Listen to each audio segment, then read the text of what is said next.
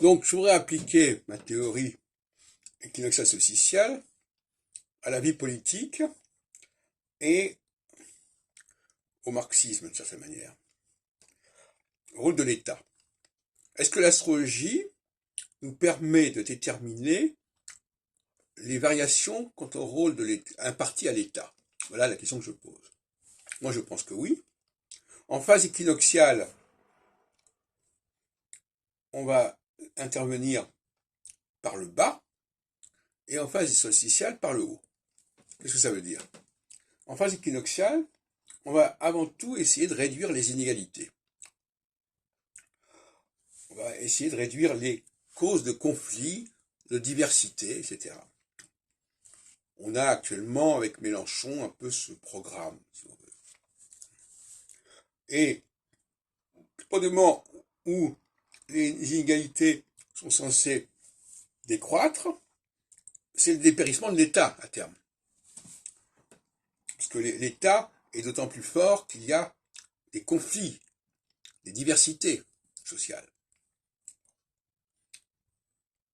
Et inversement, en phase solsticiale, l'État doit être plus fort parce qu'il permet une grande diversité de communautés, de groupes, et il faut qu'il soit arbitre entre ces différentes communautés qui vont effectivement avoir des problèmes de rapport de force.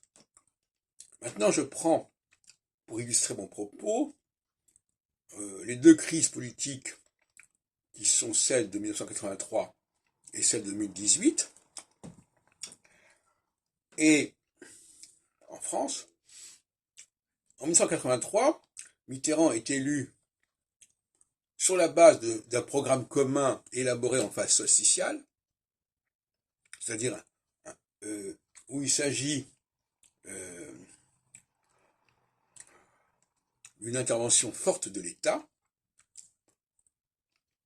qui va devoir gérer une certaine diversité. C'est un programme de lutte des classes, si on peut dire, qui est assumé. Et malheureusement pour Mitterrand, au moment où il est élu, ce n'est plus la phase solsticiale qui l'emporte, c'est la phase équinoxiale, qui implique au contraire de limiter le rôle, l'intervention de l'État et de laisser l'État, comme ça, se contenter de régler les problèmes par la distribution,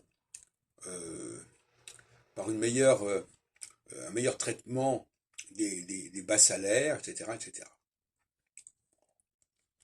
Inversement, dans le cas d'Emmanuel Macron, il est élu